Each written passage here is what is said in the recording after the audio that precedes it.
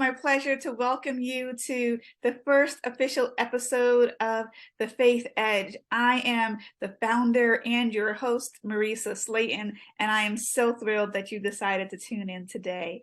The Faith Edge is a blog and media platform that is designed to talk about the intersection of faith and leadership. So we're talking with leaders and influencers in all sectors of society: business, community, academic, religious, social, government, you name it. And you're going to be hearing their stories. You're going to be hearing their testimonies. You're going to be hearing how they walk in their faith outside of the traditional walls of a religious institution. So I'm happy that you joined us today, and let's get straight into it. Today, we're talking with Tanya Blocker. Tanya is a director and assistant general counsel of labor and employment and cybersecurity and privacy at National Grid, which is a multinational energy company that does business internationally as well as here in the United States and has over 30,000 employees. Tanya has over 10 years of practice in the legal sector, both public and private. She is traveled extensively and spent time in Western Africa, focusing on gender equity, labor and employment, and governance. She is very accomplished and has received a number of awards, including most recently, she is a 2022 fellow for the Leadership Council on Legal Diversity. And today she is here because she is, despite her resume, a woman of faith. And so we want to hear from her as she talks about her mission and her purpose and her work and how all of those things blend together. So Tanya, welcome to the show. Thank you so much. And I must congratulate you, Minister Marisa, and thank you very much for the invitation to participate. I'm very excited in this panel. And I guess I would say, but for being a follower of Christ and minister or individual of the faith, I would not have the resume that I have. So it's definitely not in spite of, it is because of reason why I have it. So thank you very much for the invitation. Absolutely. And I'm happy that you're able to join us today. So why don't we start just learning about you? You know, I went through your extensive resume, but tell us some things about you that I can't find on your LinkedIn profile. There are many things that you can't find. I do enjoy singing. For one, I sing in the choir at my church and an active member of my church in that regard. I like to call myself an amateur athlete. An amateur is in quotes, not to show any significance that I have the ability, but I do enjoy kind of athleticism and working out and getting back into that. I'm learning to swim,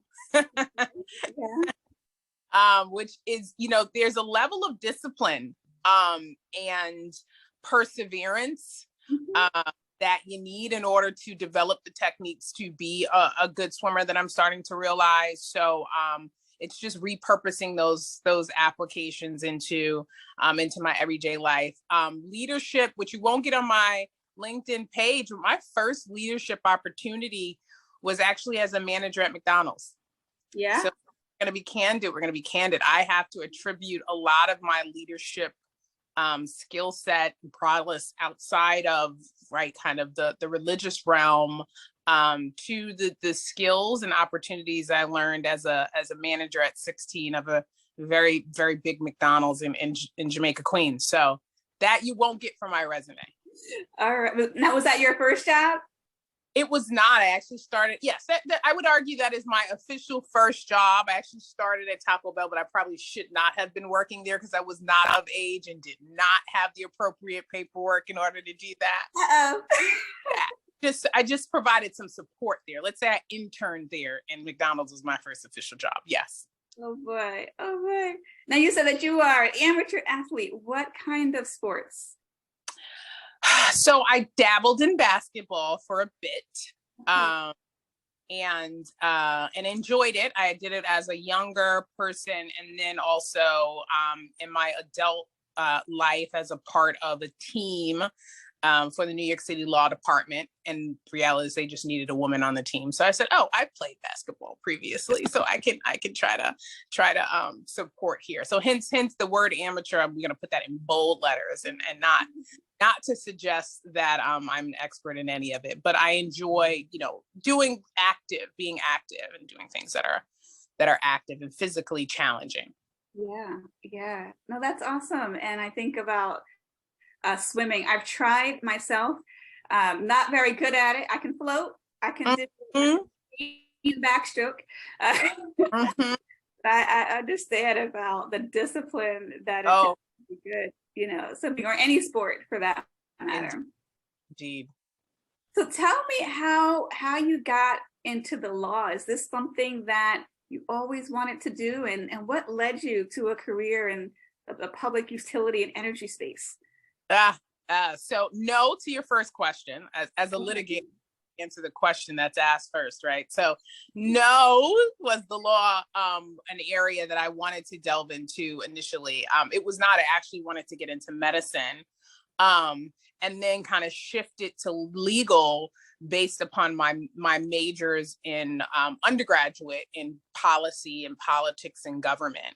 And that's when I got the desire to want to go to law school. I will say, as a young adult, or even in my adolescent years, there was a art in debating that I enjoyed, and that ability to persuade, which I think kind of came naturally. So I kind of parlayed that into the law and enjoying that. I also did a lot of sales jobs. I had a couple of sales jobs, which actually honed your skills in order to persuade. So a lot of these were kind of natural progressions into the law that at the time I didn't realize, but now in hindsight, I realize how I've kind of been groomed, so to speak, for a legal career.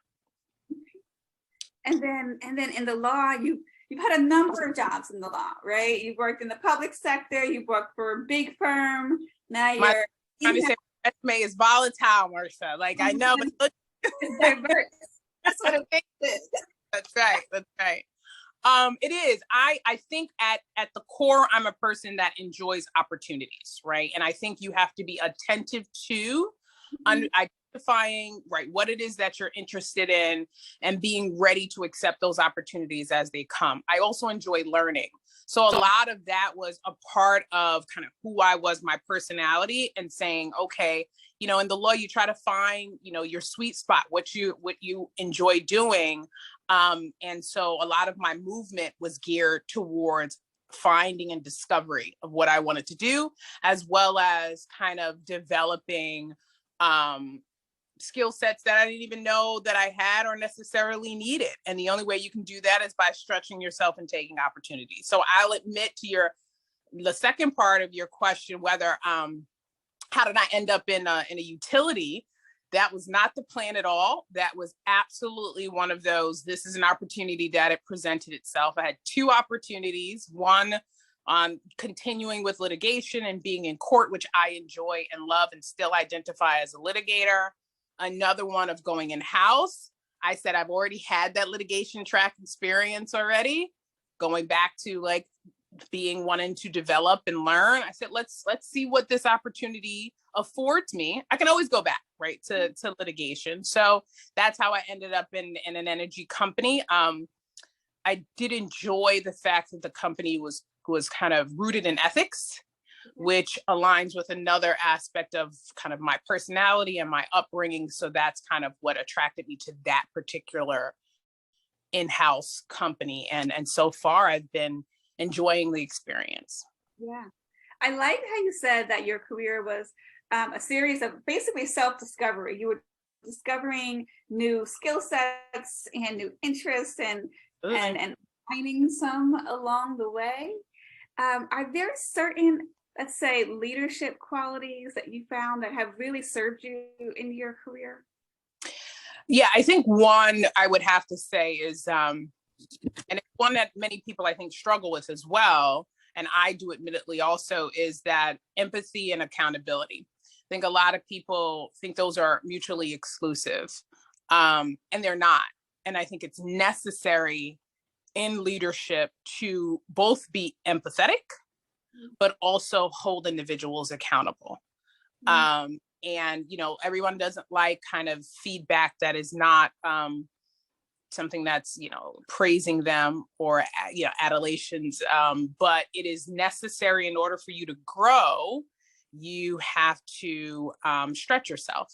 And in order for you to stretch yourself as a leader, you need to be able to strike that right balance. And then as the receiver of it, if I'm just giving you compliments all the time and telling you all the great work that you've done, you're not growing. I'm doing you a disservice. So I think that gentleness, right, that empathy is necessary. And you don't see a lot of that in kind of leaders. And in fact, it's discouraged, right? You're not looked at as a strong leader if you have a quality that demonstrates either empathy or gentleness or kindness. And I think that's a wrong way to kind of view that skill set. Yeah. So then how would you, just building on that for a minute, how would you describe your leadership style? That's such a hard question. I have to be honest with you. Everyone, like even when I interview people, like, what type of leader are you? And I am not. I think it's a better question for individuals that I lead than for me as the leader. But it's one that I have to learn to answer. So I'll take a stab at doing that.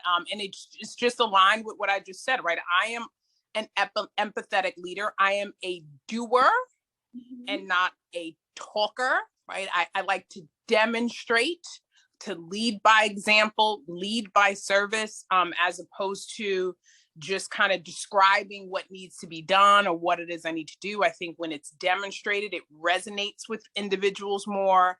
You're using yourself as an example. And you actually getting the experience where you have a position to talk from it from an experience standpoint versus one of just, I'm telling you what to do, right? They always say, you know, coaches should have been on the field in order to understand the experience so that they can relay that experience to others. And I don't think that's true in every context, but I do think it's true in leadership. Yeah. Well, in leadership, there are different styles for different purposes too. Right? And I think a lot of people have a preferred style, just like your personality, right? You've got your default personality, but in certain situations, you know how to crank it up. Or you might know how to be a bit more nuanced. And I think that a strong leader is able to use different leadership styles based on what the team requires or what the circumstance requires. No, you know, and that's an excellent point. I think agility, right? Being agile and having the ability to align yourself in a different style to impact individuals on your team or individuals that are working or watching or important.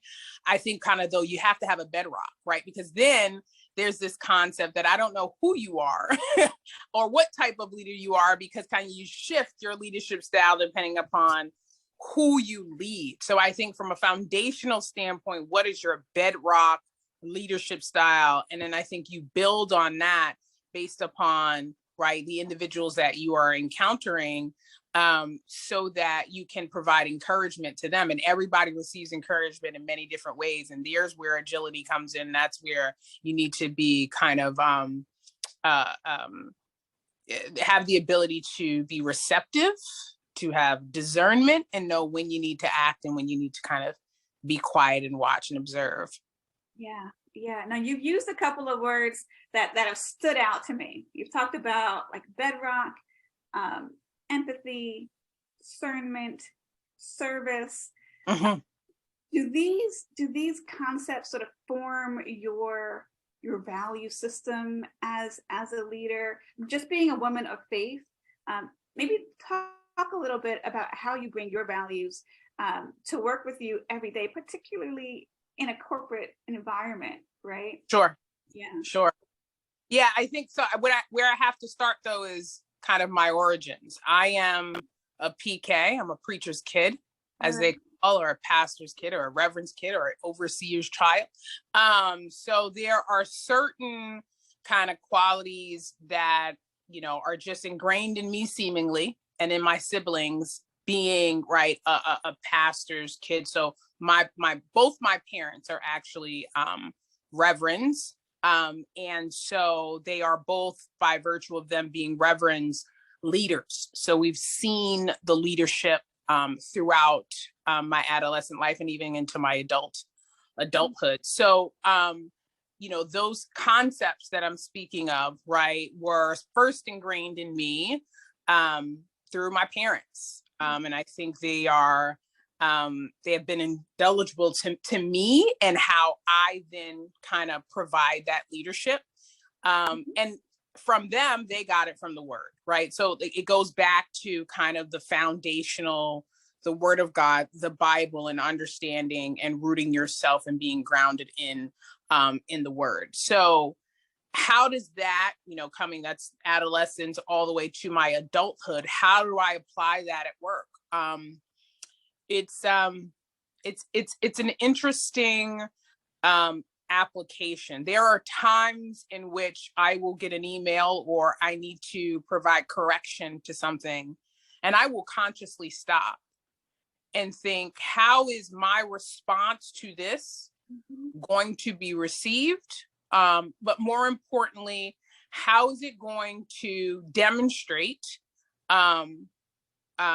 characteristics of Christ? And I think that you don't have to demonstrate characteristics of Christ by going around and saying, I believe in Christ, like I believe in the gospel. You're gonna, like, that's not my personality at all. Yeah. And I don't think that's the way you demonstrate it. I think it's when you do it in your such seemingly mundane acts and ways in life. And while people are observing you and they're observing, while you could respond in this way and be right from a secular standpoint and responding in this way, to what end are you doing this, right? Yeah.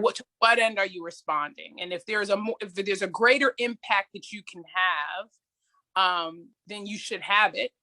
And because I know that I'm privileged and well equipped in that area, given how I was raised, it is my obligation to display it, even if I don't necessarily want to. So that's one of the ways I bring in. And I read something the other day on leadership and faith, this question that you're talking about and how it's displayed in corporate America.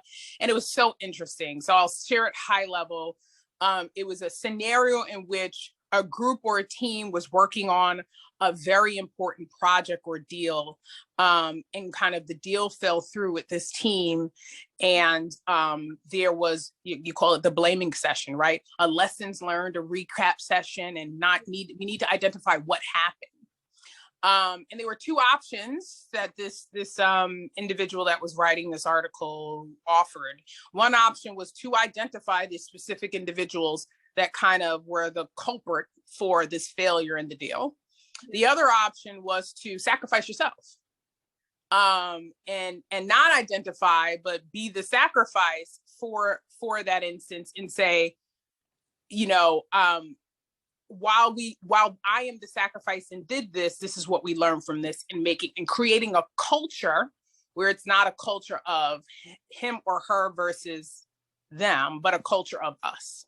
Yeah. And I thought that was so powerful because it was an analogy to Christ's sacrifice for us, right? And for mankind, right? So it was, of course, on a much smaller scale, but it was the example of the individual not having to sacrifice themselves because they didn't do anything wrong. It wasn't their fault.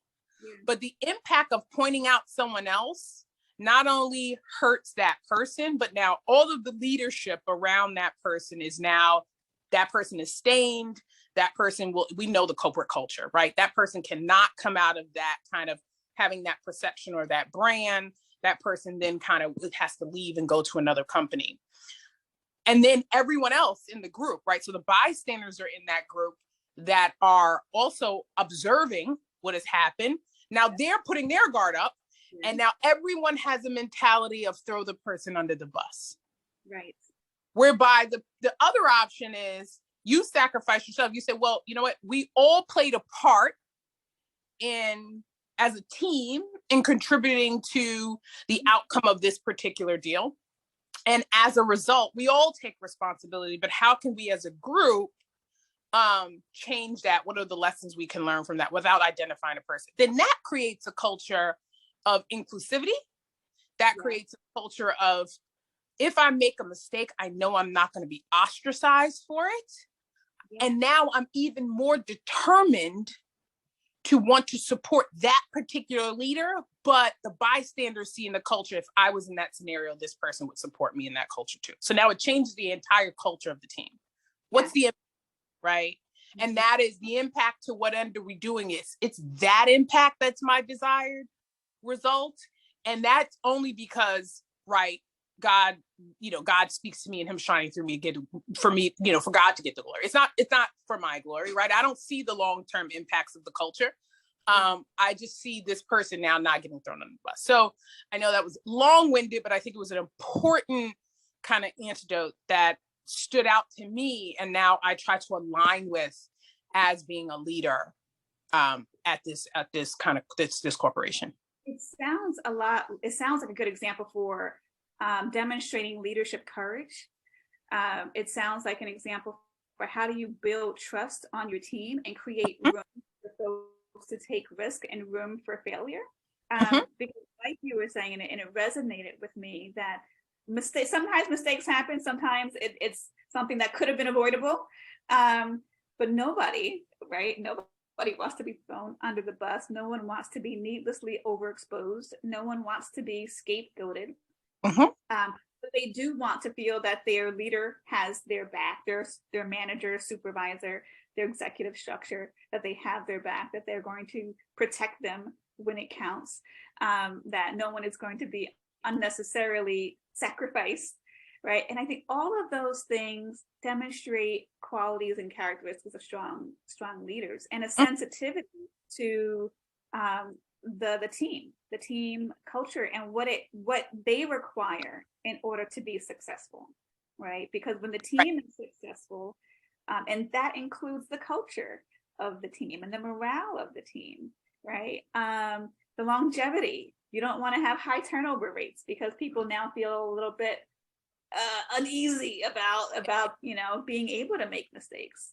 I think that you're hitting on some really, really solid points there. Yeah, I think just to build on that, the To What End is carrying this on. So that could stay isolated in a contained place for that particular team or that particular culture. The impact for me, the real impact is now you sacrifice yourself. Now you carry this on in the next group that you're a participant in the next team that you're a participant in, with your friends, with your family. It's a mindset shift.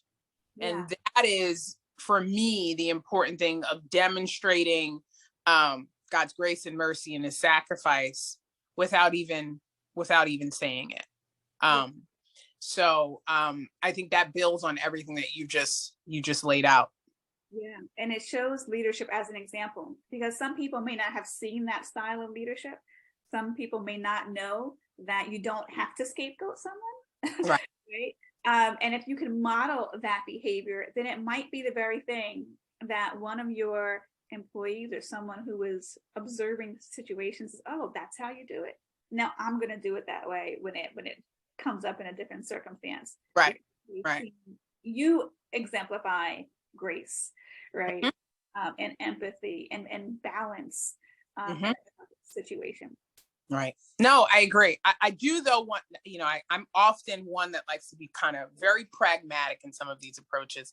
So I don't want to not speak about the other side to suggest that kind of this type of leadership style a lot of times is incongruent to corporate culture, right? Like it is. It is. And that's to your point of courage, right? Notwithstanding the fact that it may not be aligned with or consistent with corporate culture, that you have the courage to demonstrate it. And sometimes that demonstration may and ultimately end up saying, like, you be pulled from that role. You may not be perceived as a strong leader. And so if that happens, we go back to kind of the sacrifice. to what end are we doing this? And I think that's the root for me, because there are going to be instances in which what you're doing and being aligned with Christ and it appears as if you're not going to be successful. That's the appearance, but all things work together, right, for the good. And in order for all things to work together for the good, you have to have instances in which you appear to fail. And no one wants to talk about that. That's not a comfortable subject. We want to talk about demonstrating this empathy, and now, oh, you're praised for it. The culture changes and everyone's great. No, that may not be the output. And that's why your output to what end is important. And that's why it should be, because I'm doing it, because this is what he told me to do, because this is the demonstration. This is what my requirements are as laid out in the Bible, and all the other consequences I leave to him. Yes, because you are being true to who you are as an individual and as a leader. And I think that's all any company can expect of its employees, that you are your authentic self, whatever that might be. And as you were saying, you might fail, but sometimes failure is just a redirection, right? It allows you to leave where you're not supposed to be and push you to where you're supposed to be, right? Get you thinking outside the box. And sometimes crisis begets innovation, right? And so you never know what one failure could lead to. Or perceived failure, right? Like that's perceived failure. Yes, yeah. Perceived failure. Let me get your insights on something, right? So as a labor and employment attorney, as a cybersecurity attorney, you've traveled extensively. What would you say are just some insights, and you've talked about some of them already, just some insights that you might have on what it takes to be an effective and authentic leader? I'll do some adjectives like tenacity, right? Perseverance. You've highlighted one of them, courage.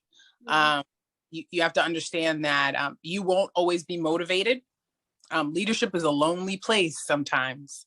And so you won't always be motivated. And this is why you have to be disciplined. I'm going to circle back to this theme of to what end, why are you doing this? Because that's how you can be disciplined in it.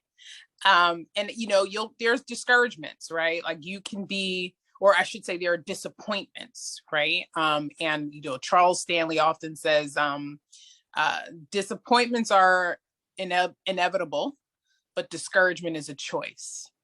And you won't know that discouragement is a choice until you are in a situation in which you have to consciously choose not to be discouraged. You can acknowledge it, but you can't kind of harp on it and worry about it and digest it and ingest it. And that's what causes you to be discouraged. And now you're choosing discouragement over focusing all of the other areas that kind of were successful. So it kind of overshadows and consumes you. So I think in leadership, because it can be lonely, and a lot of times because it's inconsistent with the culture, it just is, right? If it was consistent with the culture, then we wouldn't need the word. Like, it is inconsistent with the culture.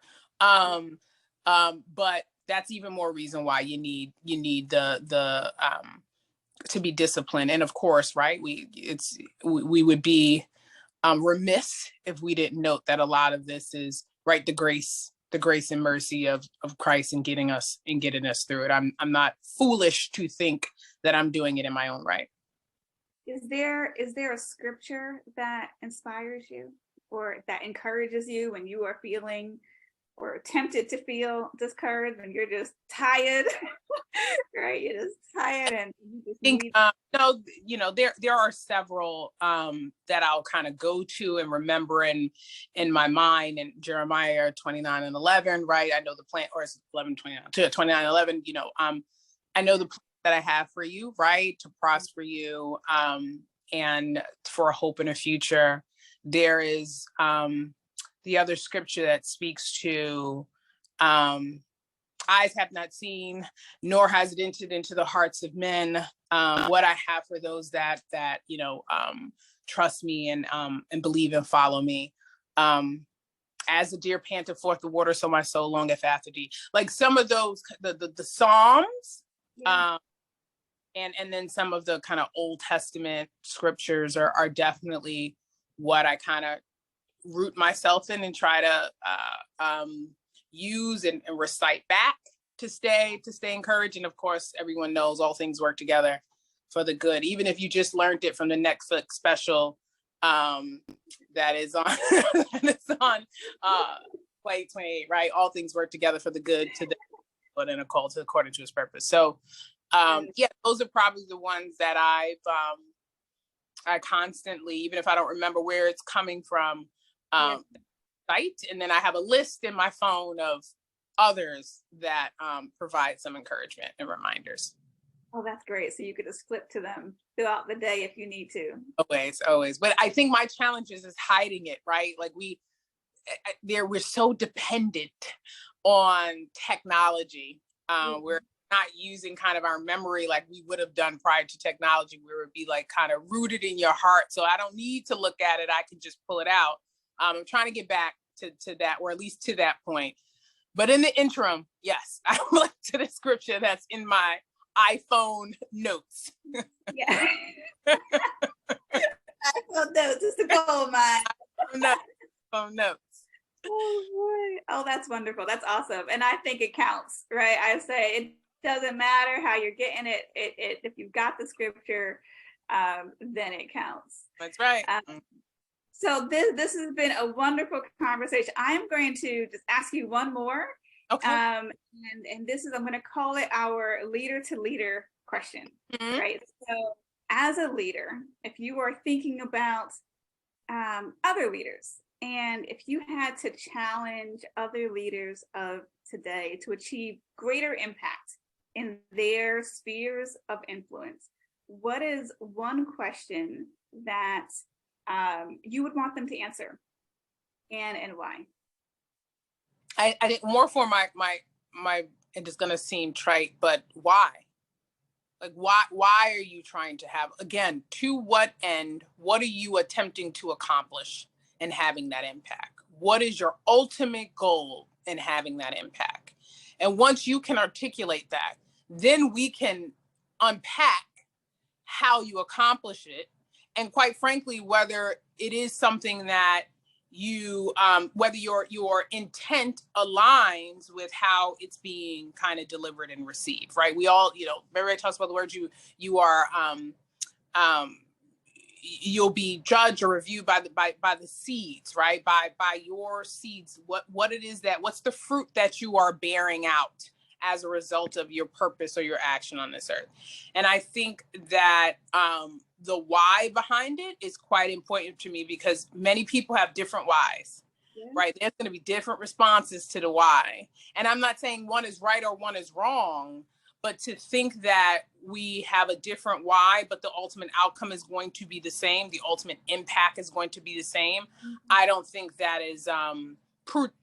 And I think that's how a lot of people get discouraged, because they think I did this, skip the why, so I'm expecting, right, C. No, B is important. Your B, right? You have A, your B is important. Your why is important.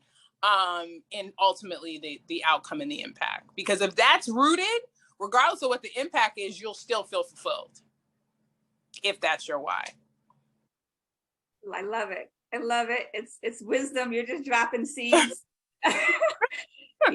What is your why, and make sure that it is clearly defined, and that is your compass and the work that you are doing to drive.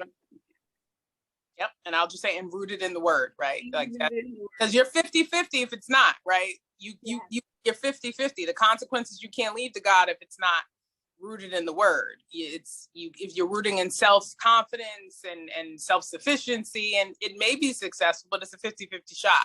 Whereas the word is 100%, and I don't have to worry about it. Absolutely. Yes. Absolutely. I'm with you. Well, Amen. thank you, Tanya. This Thank you. Wonderful. You have inspired me, and I can't wait to talk with you again and continue to follow you in your career as you continue to do wonderful and great things, and continue to rack up more and more accomplishments. Right. And maybe next time that you're here, if you'll grace us again, you can answer that "what is your why" question.